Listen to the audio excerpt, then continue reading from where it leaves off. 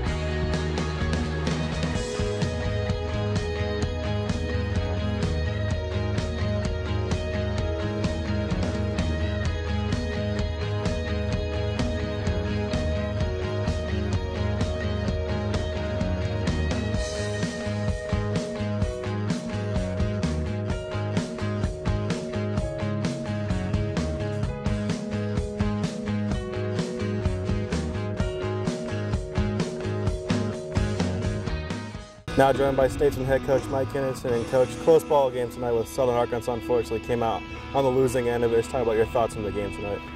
Well, just a one-run game, and you know, it's a great rivalry we have with them. Two good ball clubs. That game could have gone either way, and it usually does when we play them. But I'm disappointed because for me the difference was about 3 or 4 pitches we didn't locate, and then some poor swings and poor at-bats we had when we had the runners in scoring position and had the men on base. And you know, it all comes back to haunt you in a one-run loss. You know, I know we gave up some hits and key base running type situations because we didn't locate some pitches.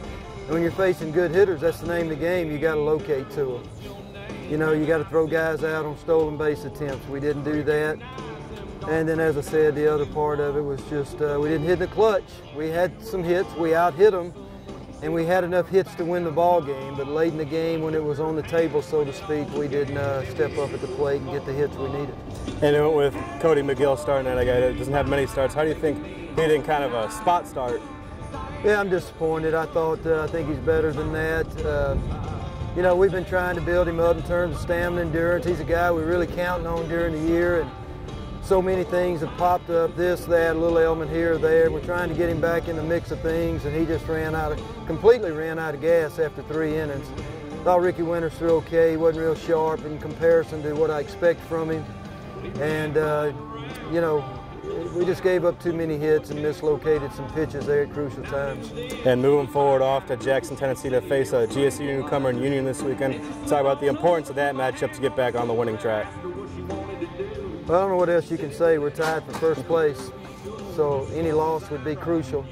I hope our team understands that, and we've certainly pointed that out to them. So, you know, we got to go on the road. We not only have to win a series, we got to sweep a series on the road against a good ball club. And it'll be tough to play there, but we got to take our best game and do it. It's an important weekend for us, and our guys just got to be ready to play. Coach, thanks for your time tonight, and good luck in Jackson this weekend. Thank you, Eric.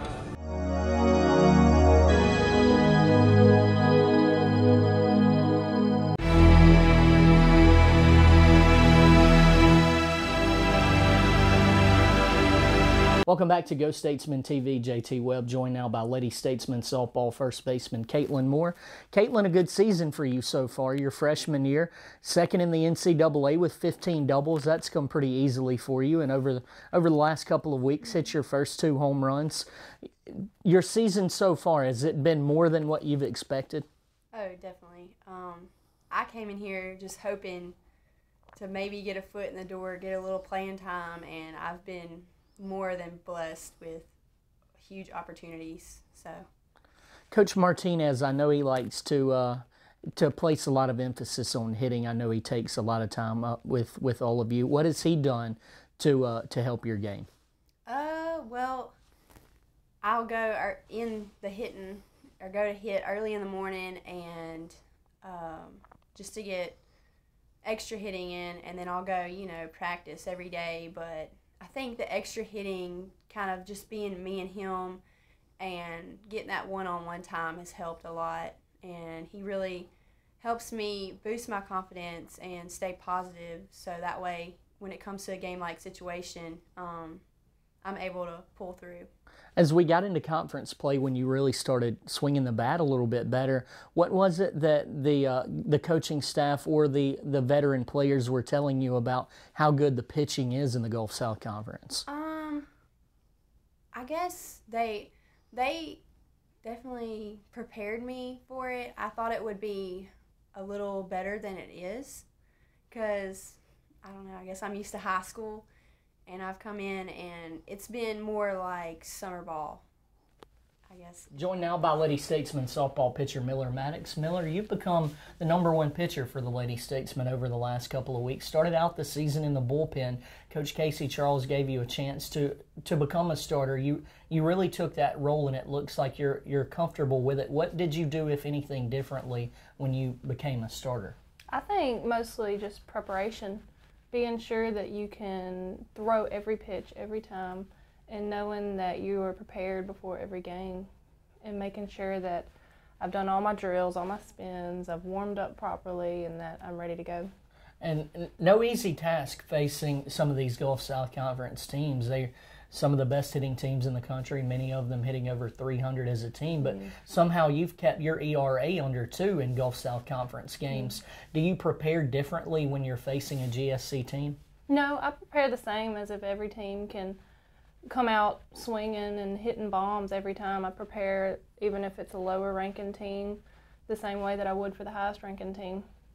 When you go out there and you know the staff wants to have some type of a chance to win, what's your mindset? Is your mindset to not allow anything, or is your mindset, hey, I just have to do my best to keep my team in the ball game? Yeah, my mindset is to do my best and forget the rest. If I can do my best and play my best and know that I'm doing all that I can do, that I have a defense that'll back me up no matter what. Now we're going through and facing some of these teams for the second time. Some of them have seen you, some of them have not. What do you do to prepare to face teams the second time? Do you rely a lot on your pitching charts and how you pitched the hitters the first time? Yes. We look back on our charts, and I look back at batters and what they hit last time and what worked on which teams. And certain teams can hit different pitches, and I'll work and make sure that pitch is working that day for sure, to be ready to face them. Coach, we had a couple of one-run contests this past weekend, one of which we won, one of which we fell a little bit short. A very tough North Alabama team. Coach Anderson has them ranked in the top 15. They have 30 wins there. To know that we competed so well in those games, what does it do for the confidence that you have in the team? I know we didn't come out on top, but does that help your confidence in our team? Well, I really thought we played well. I thought we had the pitching performances were both good enough to win. In both games, we scored runs early and kind of didn't throughout the rest of the game. And so, I think good teams find a way to win. And, in both those games, they found a way to put up one more run. We're playing better right now. It's just still not good enough. How much of that is attributed to our youth? We put 3 freshmen out in the outfield every game, 1 freshman on the infield. The rest are sophomores. We don't even think about the sophomores. We think they're seniors by now almost. Well, it gives you high hopes for the future, but in this sport, sometimes there's not always a future. So, you have to play well every day and you have to compete every day. I'm very much looking forward to what these freshmen can do as sophomores and what these sophomores can do as juniors. But, I think what we really need right now is for the juniors and seniors to give us just a little bit more production in the lineup. We're playing some upperclassmen every day, that in our DP spot, and Taylor Hughes behind the plate, and they're doing a great job defensively. But we know that we have to score runs to win ball games, and we feel like we should win if we hold the opponent under 4 runs, and sometimes we're doing that, sometimes we're not. So we just haven't found our consistency yet. Do you think it's very close with us having played 14 one-run games that we're very close to getting past that hump? Absolutely. I mean, that's as close as you can get without actually jumping over it. So, we're still hopeful that that's going to happen one day, but the longer you wait, we're in the last 3 weeks of our season. So, if we're playing our best at the Commerce Tournament, great. I'm just hoping that, we're able to kind of turn that page here sooner than later. That's where we started playing our best at last year, and I know a lot of different players, but are you relying on some of your upperclassmen, your Taylor Hughes, your Brittany Gonzalez, Raina Kendall, all of those players to tell our younger girls this is where it's time for us to start playing our best, because soon there won't be a tomorrow? We talk about that every day, and if you look at, we really talk a lot about our offensive numbers, and if you look at the kids who are leading that, it's those freshmen. It's Alvarez, it's Moore, it's Talley. What we need is those ones in the bottom to be more comparable to those ones in the top, So it's a waiting game for us as coaches, the effort's there. That some of these kids could not work any harder than they do, but we're just not seeing the results. We're about to start getting a look at some of the better teams in the league for the second time this year. Your Alabama Huntsville and your West Alabama Valdosta State, we really didn't even get one look at them, but we've had our second look already with Shorter and North Alabama. What do we do to prepare to take on the top teams in the league on the road this time? Well, really, we're going to keep doing what we're doing right now. We feel like we're right there, and we've just about beat everybody at least one time.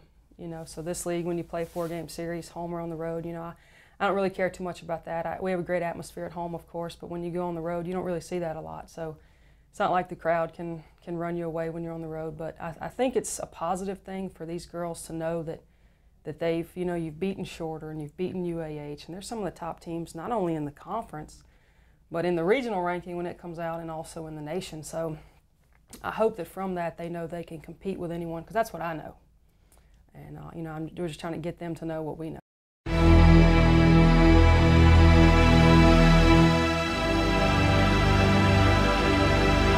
Welcome back to GoStatesmen TV. The Statesmen just finished up their first spring scrimmage at Parker Field McCool Stadium. Eric Gallo had a chance to catch up with head coach Todd Cooley.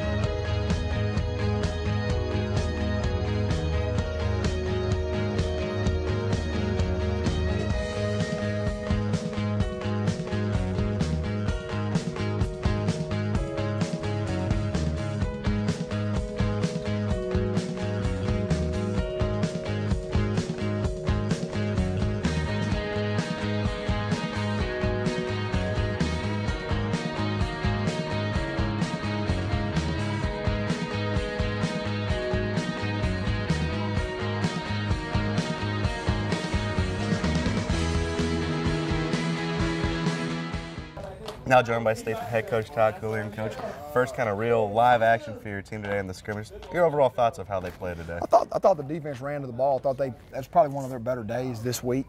I thought Coach Anthony, those guys did a real good job, and I thought, there were some spurts offensively. We did some good things. We just we didn't block real well on the perimeter, and I know Coach Bryant's going to get that addressed. That was one thing that I saw immediately, but I saw a lot of effort on both sides of the ball, and I was excited about the way we tackled for the most part. A few guys, Diego, Lubin, I thought did some really good things. Covington did some good things at defensive end that I noticed. I'm just real anxious to go watch this film. 91 snaps in about an hour and 15 minutes. I thought we worked really, really well. And I thought our kickoff cover drill there in the middle was really good work. And you talked about 91 snaps in that short period of time. How do you think they kept up with the tempo of that kind of speed? I thought they did pretty good. I was judging the officials. They said the tempo was pretty fierce on them, which was good. But I thought we did pretty good. We got to get better.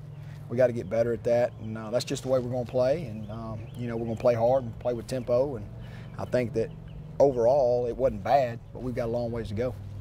And kind of for the new guys that have new positions, like a Daniel O'Rourke who switched offensive line, defensive line, how do you think they did with their real kind of first action at that spot? Well, like I said, he gives great effort. That's one thing about him. And I thought those guys that have made some changes did a good job. But once again, it happened so fast, you got to go back and really watch the tape and evaluate it. And that's when we'll start knowing how well they really did.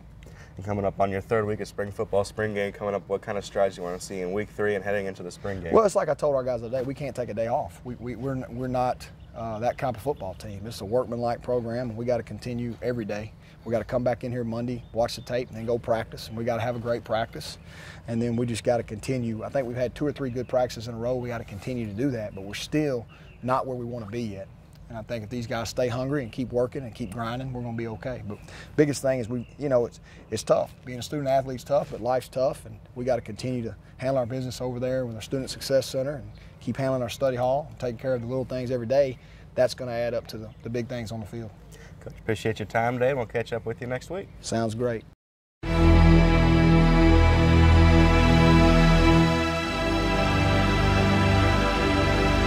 Welcome back to GoStatesmen TV. We're going to end tonight's show with the sights, sounds, and smells of this year's Bolivar County Alumni Association Crawfish Boil.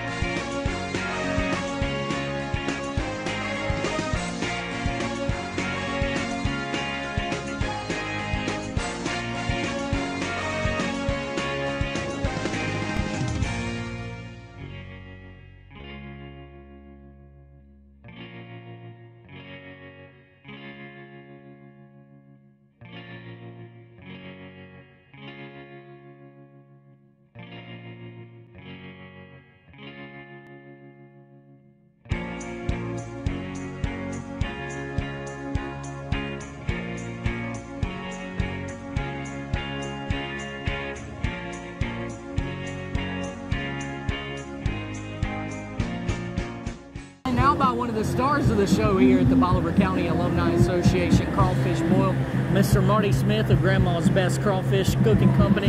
Mr. Marty, tell us about what your company does and what is the secret to a good batch of crawfish. Well, number one, we're from Greenville, Mississippi, right here in the Delta, and we got roots here at Delta State too. We own a restaurant, which is we call the Crawfish Seafood Shack in Greenville, and we have a store at Grandma's Best, and we have the catering service too. So we kind of have a little monopoly under Grandma's Best, which I own Grandma's Best company itself. So what does it take to make a good pot of crawfish? What makes everybody happy out here? Well, it takes a good season, which we use our own. We have it made for Dolly Spice, makes our own crawfish boil for us, and our catfish and everything else. So that's what we do. We go around through the Delta doing catfish and crawfish boil. This is our third or fourth year to do the Alumni Association. What does it mean to come out here? You're a local company to serve Delta people and to also help a university that's local in Delta State. It's wonderful. I'll tell you, it's really wonderful. You know, we go all over doing this, and we love coming to Cleveland, Mississippi to support this. And like I said, we had roots here. You know, my wife went to school here, my brothers and sisters went to school here and everything, so it's nice. Well, when you're cooking a bigger batch of crawfish, you still make it just as hot as you normally would. What do people like when you're cooking a big batch like this? Well, you know, you can't please everybody. So what we try to do is we season like you regularly do down in New Orleans or Louisiana, should I say. We season it to the meat. Now, if you want it spicier, we let you come over the top. We call it coming over the top for you, and you know, make it as hot as you want to. But we just have to have that special blend right in the middle. You know. Thank you very much for your time. Appreciate it. Thank you.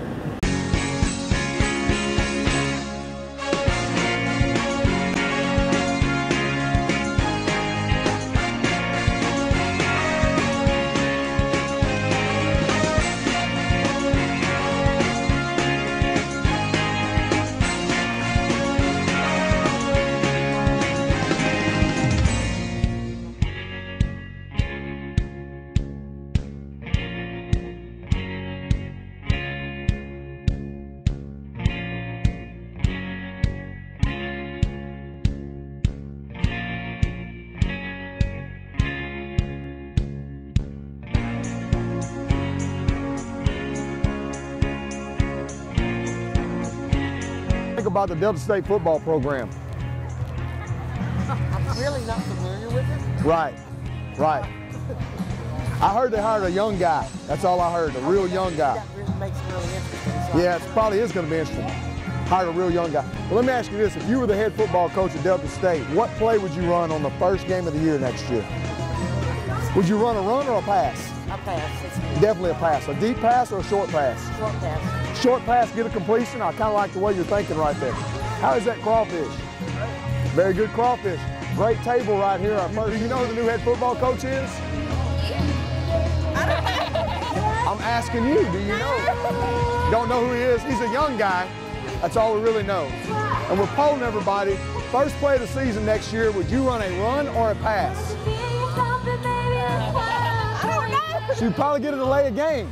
Joined now by Director of Alumni, Jeffrey Ferrison. Jeffrey, this is one of our biggest events, the Bolivar County Alumni Gathering here tonight. We have Crawfish, we have Jambalaya, we have the bands here. Tell us about what's going on here this evening. Well, JT, we have a strong tradition here with the Bolivar County Alumni Chapter. Every year we have a great group of volunteers to help make this event come about. We have a great group of supporters through the Cleveland community, and it's always in conjunction with Spring Sports Weekend. So it doesn't get much better than that. So we have Crawfish, we have Jambalaya. Polk's Meat does a great job at helping support our event, and we support Polk's Meat here in the Cleveland area, the Mississippi Delta, and of course, you know, can't pass up a good day of crawfish. So it's a lot of fun. Looks like it's grown by leaps and bounds over the last few years. Just seeing the line when we first got here, it looks like a couple of 100 yards back towards the parking lot. What have we done in the Alumni House, you, Jordan, the rest of the staff, to grow this thing? Well, with the Alumni Association, we want to support the foundation and the scholarship initiative. So we focus on the Bolivar County Alumni Scholarship, which is now the Liza Vaughn Bolivar County Alumni Scholarship, which goes to students from the Cleveland and the Bolivar County area.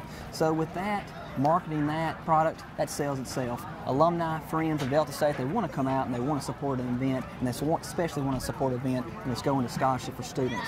And I think that's one of the main reasons. But also, when you have good volunteers and good supporters in the community and good weather, JT, man, it just makes a great event. And I just say thank you to everybody that's played a major role in this, whether it's your staff, the mission staff, career services staff, the president, Dr. Hilpert. We look forward to it's a great day for Delta State University. Jeffrey, one more question for you. What are we going to do here to make this thing grow even more?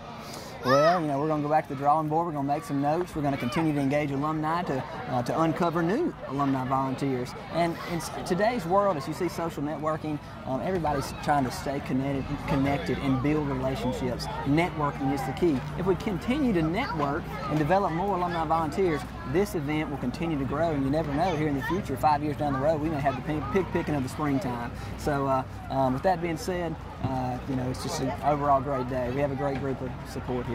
Jeffrey, on behalf of Delta State Athletics, thank you. You guys do a great job with this event. Thank you, JT. All right, joined now by Anne-Marie Myers-Pate, the president of Bolivar County Alumni Association. Anne-Marie, talk about what you guys have done here today. This event has grown by leaps and bounds over the past few years. What has the Alumni Association here in Bolivar County done to make this event grow bigger? I think we've added some different things that we haven't had in the past. Right now we've got the little Cleveland cheerleaders out there, and that's brought in a lot of people to come see them, bringing in more of the community.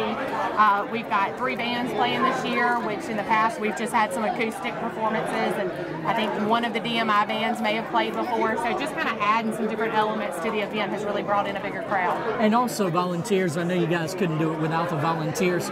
I know that number is growing as well. What do you guys do to get the volunteer numbers up? Well, you know, we kind of try to tap into the resources we already have, the people that we know are going to help us year in and year out.